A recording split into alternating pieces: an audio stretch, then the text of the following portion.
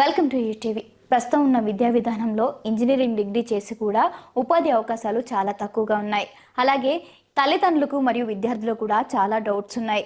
ప్రతి ఒక్క డౌట్ను క్లియర్ చేయడానికి మేనేజింగ్ ఎక్స్పర్ట్, కెరియర్ కౌన్సిలర్ అయిన సిఎస్ శర్మ గారు ఈరోజు మనతో ఉన్నారు. ఆయనతో మాట్లాడి మరికొన్ని విషయాలు ఈరోజు మనం తెలుసుకుందాం. Hi sir. హాయ్ అమ్మా. సార్, ఇంజనీరింగ్లో ఏ బ్రాంచ్ తీసుకుంటే ఉపాధి అవకాశాలు మెండుగా ఉంటాయి సార్?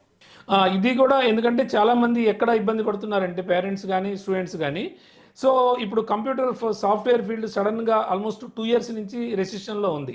అంటే అదర్ కంట్రీస్లో ఇప్పుడు యూఎస్లో కానీ యూకేలో కానీ చాలా దారుణంగా ఉంది రెసిషన్ అనేది. సో ఈ రెసిషన్ ఉండటం వల్ల వీళ్ళ భయభ్రాంతులు లోనవుతుంది. ఏంటంటే ఎక్కడ వీళ్ళకు కూడా ప్లేస్మెంట్స్ లేకపోతే రేపు ఇంజనీరింగ్ చదివినా ఉపయోగం ఉండదేమో అని అనుకుంటూ ఉన్నారు. కానీ ఒక రకంగా తెలివిగల స్టూడెంట్ అయితే, తెలివిగల పేరెంట్ అయినా ఏం చేస్తాడంటే ఇలాంటి రెసిషన్ టైంలోనే, అంటే రెసిషన్ అనేది టెంపరీ, ఆల్మోస్ట్ 2 years నుంచి ఉంది, ఇది కంటిన్యూగా ఉంటుందనే ఉండదు కదా. ఏదైనా ఒక 2 years లేకపోతే 1 year ఉంటుంది, 3 years ఉంటుంది. ఇప్పుడు జాయిన్ అయిన స్టూడెంట్ ఎప్పుడో 4 years తర్వాత బయటకు వస్తాడు, అప్పటికి రెసిషన్ ఉంటుందని మనం అనుకోవటం భ్రమ. సో డెఫినెట్గా మహా ఉంటే ఇంకొక 1 year ఉంటుంది, తర్వాత రెసిషన్ అనేది ఏమి ఉండదు. ఈవెన్ కంప్యూటర్ సైన్స్ తీసుకోవాలన్నా హ్యాపీగా పిల్లలు కంప్యూటర్ సైన్స్ స్పెషలైజేషన్ తీసుకోవచ్చు. దాంతోపాటు అదర్ స్పెషలైజేషన్స్ కూడా ఉన్నాయి కదా. సో ఒకవేళ వాడికి బాగా ఇంట్రెస్ట్ ఉంటే అవి తీసుకోవచ్చు. అంటే బిజినెస్ అనలిటిక్స్ కానీ, లేకపోతే క్లౌడ్ కంప్యూటింగ్ కానీ, లేకపోతే ఆర్టిఫిషియల్ ఇంటెలిజెన్స్, మిషన్ లెర్నింగ్ కానీ, లేకపోతే సైబర్ సెక్యూరిటీస్ కానీ, ఇలాంటి వాటికి కూడా స్టూడెంట్స్ వాడికి బాగా ఇంట్రెస్ట్ ఉంటే తీసుకోవచ్చు. కానీ ప్యూర్ కంప్యూటర్ సైన్స్ తీసుకోవటం వల్ల అయితే అడ్వాంటేజ్ చాలా ఉన్నాయి. సార్, ముందుగా చూసుకుంటే ఇంజనీరింగ్ డిగ్రీ చదవాలనుకునే విద్యార్థులకు అసలు తెలుగు స్టేట్స్లో చదవడం మంచిదంటారా, లేదంటే బెంగళూరు, ఢిల్లీ ఇలా వేరే వేరే స్టేట్స్కి వెళ్ళి చదవడం బెస్ట్ అంటారా? అంటే మీ సజెషన్ ఏంటంటారు సార్? ఎందుకంటే ఇప్పుడు జనరల్గా చాలామంది పేరెంట్స్ ఎలా ఆలోచిస్తున్నారు అంటే, ఇక్కడ చేస్తే మనకి అడ్వాంటేజ్ ఏంటంటే చక్కగా ఇంటి దగ్గర నుంచి వెళ్ళిపోతారు, స్టూడెంట్ చూస్తూ ఉండొచ్చు పిల్లల్ని అనుకుంటూ ఉంటారు. కానీ తర్వాత 4 years అయిన తర్వాత కూడా ఇప్పుడు ఉన్నది ఏంటంటే డెఫినెట్గా ప్లేస్మెంట్ అనేది ఎక్కడ వస్తుందో మనకి తెలీదు. బెంగళూరు అయినా వస్తుంది, లేకపోతే ఢిల్లీ అయినా వస్తుంది, లేకపోతే ముంబయో లేకపోతే హైదరాబాదో, ఇక్కడే వస్తాయి యాక్చువల్ ప్లేస్మెంట్స్. సో అప్పుడైనా స్టూడెంట్ అక్కడికి వెళ్ళాల్సిందే. సో దానికి ఏంటంటే కాకపోతే ఇంటర్మీడియట్ అయిపోయిన తర్వాత మరీ 16 సంవత్సరాలు అంటే 17-18 సంవత్సరాలు ఉంటారు కాబట్టి పిల్లలు అంటే ఏదన్నా భయపడుతున్నారు, అంటే ఏదన్నా అక్కడ పాడైపోతారో అని, అమ్మాయిలు కానీ అబ్బాయిలు కానీ, అంటే పేరెంట్స్ ఈ రకంగా అయితే బాగా ఆలోచిస్తూ ఉన్నారు. కానీ నా సలహా ఏంటంటే వాళ్ళు యాక్చువల్గా బయటికి వెళ్తే ఏంటంటే మనకి స్టూడెంట్కి ఎక్స్పోజర్ వస్తుంది. ఫస్ట్ వాళ్ళకి వాళ్ళు ఎలాగా ఉండాలి అనేది వాళ్ళు నేర్చుకుంటారు.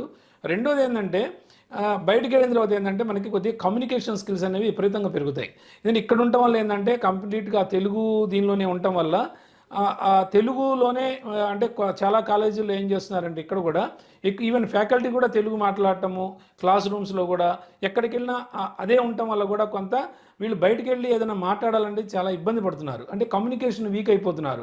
అంటే ప్రతి స్టూడెంట్ ఆల్మోస్ట్ ఎల్కేజీ నుంచి బీటెక్ వరకు కంప్లీట్ ఇంగ్లీష్ మీడియమే. కానీ ఇంగ్లీష్ మీడియం చదివినప్పటికి కూడా కనీసం 2 minutes మాట్లాడమంటే, say something about your self అని అడిగితే కూడా కనీసం వాళ్ళకున్న అడ్వాంటేజెస్, వాళ్ళకున్న పాజిటివ్స్, వాళ్ళకున్న నెగిటివ్స్ కూడా చెప్పలేకపోతున్నారు. సో దీనివల్లే యాక్చువల్గా మెయిన్ కమ్యూనికేషన్ వీక్ ఉండటం వల్లే ప్రస్తుతము స్టూడెంట్స్ అందరికి కూడా అంటే ఇంజనీరింగ్ కంప్లీట్ చేసినప్పటికీ వాళ్ళకి ప్లేస్మెంట్ రాకుండా అయిపోతూ ఉంది. దానితోడు కొద్దిగా సాఫ్ట్వేర్ ఇండస్ట్రీ కూడా కొంత డౌన్ అవ్వటం వల్ల కూడా కొంత భయాందోళనలకు లోనవుతున్నారు విద్యార్థులు, అలాగే వారి తల్లిదండ్రులు.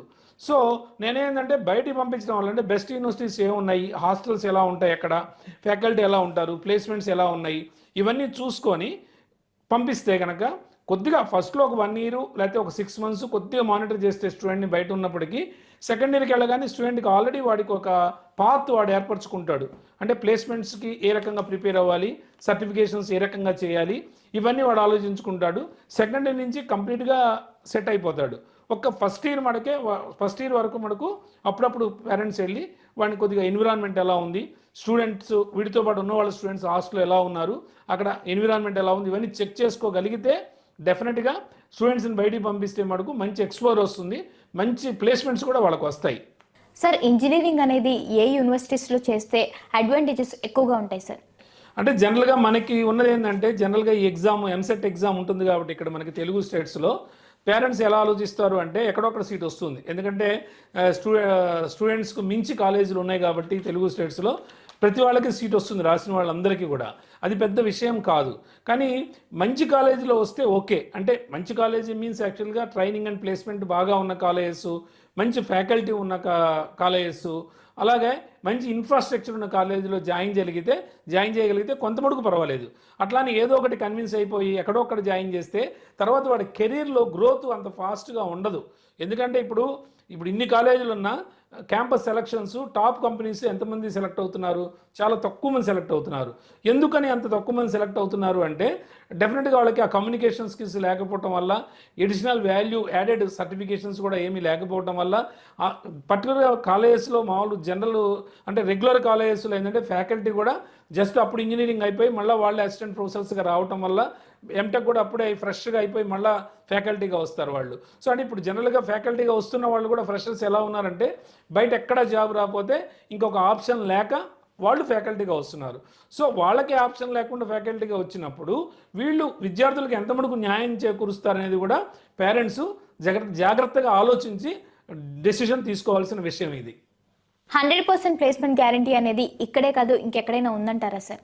అంటే ఇది కూడా కరెక్టే. ఎందుకంటే ఇప్పుడు యాక్చువల్గా ఇప్పుడు మేనేజ్మెంట్కి కొన్ని కాలేజెస్ 100% ప్లేస్మెంట్ ఉన్నాయి. ఇప్పుడు ఇంజనీరింగ్లో కూడా అదే కార్పొరేట్ ట్రైనర్స్ని పెట్టుకొని 100% ప్లేస్మెంట్ ఇచ్చే కాలేజెస్, డీమ్డ్ యూనివర్సిటీస్ కూడా ఉన్నాయి మనకి ఇప్పుడు.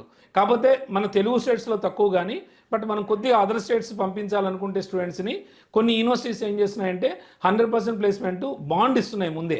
అంటే వాళ్ళు బాండ్ పేపర్ మీద రాసిస్తారు, ఇంత శాలరీ ప్యాకేజీ గ్యారంటీగా మేము ఇవ్వగలుగుతాము అని. అంటే కొన్ని కాలేజీలు 6 lakhs, కొన్ని కాలేజీలు 8 lakhs మినిమం ప్యాకేజ్తో వాళ్ళు రాసి ఇస్తున్నారు. సో దానివల్ల అడ్వాంటేజ్ ఏంటంటే 1 లక్ష అటు ఇటు అంటే వాళ్ళు 8 lakhs అన్నప్పుడు కనీసం 7 lakhs అయినా వస్తుంది కదా. డెఫినెట్గా ఆ కాన్ఫిడెన్స్తోనే వాళ్ళు కూడా పేపర్ మీద రాసి ఇస్తున్నారు. సో అలాంటి కాలేజీకి వెళ్ళటం కూడా చాలా అడ్వాంటేజే. ఎందుకంటే అట్లీస్ట్ ఫోకస్డ్గా ఉంటారు, స్టూడెంట్ ముందు నుంచి ఫోకస్డ్గా ఉంటాడు. అలానే కాలేజ్ పీపుల్ కూడా ఆల్రెడీ మనకి పేపర్ మీద రాసి ఇచ్చారు కాబట్టి డెఫినెట్గా కొన్ని కంపెనీస్తో ఎంఓఎస్ కానీ, అలానే ట్రైనింగ్ అండ్ ప్లేస్మెంట్ స్ట్రాంగ్గా ఉండటం కోసం, అలానే కొన్ని సర్టిఫికేషన్స్ కోసం కొన్ని కంపెనీస్తో టైఅప్ అవటము ఇవన్నీ ఉంటాయి కాబట్టి డెఫినెట్గా అది 100% అడ్వాంటేజే. కాబట్టి తక్కువ కాలేజీలో ఉన్నాయి, కానీ అవి మీరు పర్టికులర్గా మమ్మల్ని సంప్రదించగలిగితే త్రూ ఫోను డెఫినెట్గా నేను ఐ కెన్ ఎక్స్ప్లెయిన్ యూ. అంటే ఏ కాలేజీకి వెళ్తే బాగుంటుంది, ఎలా వెళ్తే బాగుంటుంది, ఎంత ఫీజు దానికి అవుతుంది, ఎడిషనల్గా ఎంత కట్టాలి ప్లేస్మెంట్ దానికి, ఇవన్నీ కూడా నేను క్లియర్గా మీకు చెప్పగలుగుతాను. సార్, ట్రైనింగ్ అండ్ ప్లేస్మెంట్స్ అనేవి యూనివర్సిటీస్లో ఎలా ఉంటాయి, అలాగే కాలేజెస్లో ఎలా ఉంటాయి? ఏమైనా డిఫరెన్స్ అనేది ఉంటుందంటారా సార్? అంటే training and placement main important. ఎందుకంటే చాలామంది ఏదో జస్ట్ ఒక రూమ్లో ఏదో ఒక బోర్డు తగిలిచ్చి ట్రైనింగ్ అండ్ ప్లేస్మెంట్ అని పెడతారు కానీ ఇంజనీరింగ్ కాలేజీలో, కానీ దానిలో ఒక ట్రైనర్స్ ఎంతమంది ఉన్నారు, అసలు వీళ్ళు ఎక్కడి నుంచి తెస్తున్నారు ట్రైనర్స్ని, సో ట్రైనింగ్ అయిపోయిన తర్వాత ఎంత మటుకు ప్లేస్మెంట్ గ్యారంటీ ఉంది, పోనీ ప్లేస్మెంట్ కనీసం రాకపోయినా ఎన్ని సర్టిఫికేషన్స్ ఇస్తున్నారు, అంటే బీటెక్ 4 years అయిపోయేటప్పటికి వాళ్ళు ఎన్ని సర్టిఫికేషన్స్ ఇవ్వగలుగుతున్నారు స్టూడెంట్స్కి, ఇదంతా క్రైటీరియా. వాడు నెక్స్ట్ ప్లేస్మెంట్ రావాలంటే ఇవన్నీ చూసిన తర్వాతే ప్లేస్మెంట్ వస్తుంది. సో చాలా కాలేజీలు ఏంటంటే దీనికోసం ఒక 20,000 25,000 తీసుకుంటున్నారు స్టూడెంట్స్ దగ్గర నుంచి ట్రైనింగ్ ప్లేస్మెంట్ పర్పస్. కానీ చూస్తే 5 to 10% కూడా స్టూడెంట్స్ ప్లేస్ అవ్వట్లా. పోనీ ప్లేస్ అవ్వకపోయినా ఏమైనా సర్టిఫికేషన్స్ ఇస్తున్నారా అంటే అది కూడా లేదు. సో మామూలు కాలేజీలో పోల్చినప్పుడు ఏంటంటే మీకు ఫ్యాకల్టీ మెయిన్ డ్రాబ్యాక్, దాంతోపాటు ప్లేస్మెంట్ కూడా లేకపోవడం వల్ల చాలామంది పేరెంట్స్ అలానే స్టూడెంట్స్ కూడా డీమ్డ్ యూనివర్సిటీస్కి వెళ్తున్నారు.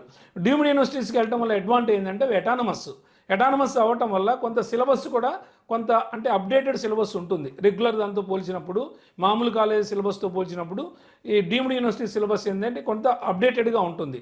ఎందుకంటే ఎప్పటికప్పుడు చేంజ్ చేస్తూ ఉంటారు, మార్కెట్లో దానికి ఉన్న డిమాండ్ని బట్టి ఆ కోర్సు యాడ్ చేస్తూ ఉంటారు. దాంతోపాటుగా ఫీజు కొద్దిగా ఎక్కువగా ఉన్నప్పటికీ దానికి కావాల్సిన సర్టిఫికేషన్స్, ట్రైనర్సు, అంటే వాళ్ళు ముందే కంపెనీస్ కొంత అమౌంట్, హ్యూజ్ అమౌంట్ పే చేయడం వల్ల వాళ్ళకి కొంత రిడక్షన్ ఇస్తారు. సో స్టూడెంట్స్ కూడా తక్కువలో అయిపోతుంది సర్టిఫికేషన్స్. అవే సర్టిఫికేషన్స్ బయట చేయాలంటే లక్షల రూపాయలు ఖర్చు పెట్టాల్సి వస్తుంది. అక్కడైతే డీమ్డ్ యూనివర్సిటీస్లో చదవడం వల్ల ఏంటంటే కొన్ని వేలతోనే ఆ సర్టిఫికేషన్ వచ్చేస్తుంది.